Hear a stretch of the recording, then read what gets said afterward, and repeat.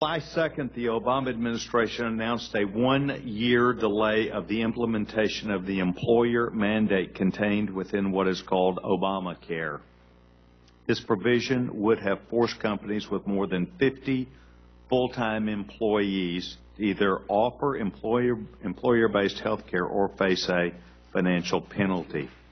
As a result of this pending mandate, many companies all across America are reducing their employees' hours or are deliberately not hiring new employees in an attempt to avoid the overburdened regulations.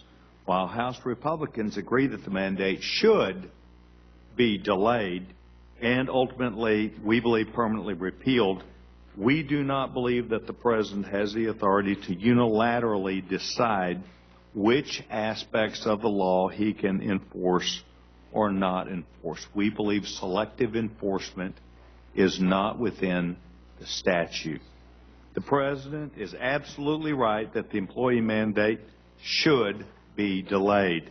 In fact, he should go even further and follow the United States House of Representatives' lead and help us to repeal the entire law. However, until he agrees to do that, this bill, H.R. 2667, would provide the authority to delay the employer mandate through the constitutional and proper legislative process. Similarly, Obamacare included an individual mandate which forces every single American to have health insurance or face a penalty. H.R. 2668 would extend the same one-year delay provided to American businesses would also be provided to America's families. We believe it is simply not fair and not right for the President to decide who has to abide by the law and who does not. It's particularly unfair for the President to force upon American families that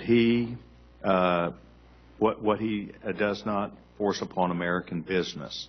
We think it is blatantly unfair, and so that's why we're here today.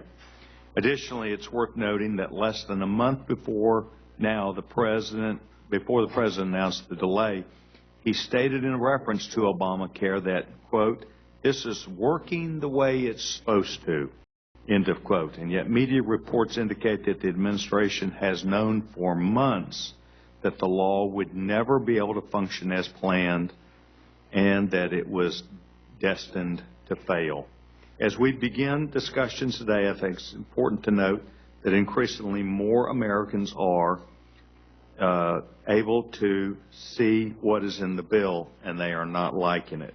This week, the Gallup organization released a poll indicating that 52%, a majority of Americans, are opposed to Obamacare. This House of Representatives has already voted to permanently repeal the bill, but with Senate Democrats and President Obama failing to join us in listening to the American people, we are here again today to say that this is not working. We join with the President to say this is not working, and this is a disastrous legislation, and it should not be selective enforcement that this President thinks he has. I would also like to insert into the record a letter from 17 conservative groups across the nation that support our bill that we are doing today. And without objection, I will enter that into the record. And I'd also like to thank our witnesses who are taking time to be here. At this time, I'd like to yield to the gentleman, the ranking member of the committee, the gentlewoman, Mrs. Slaughter. Gentlewoman is recognized.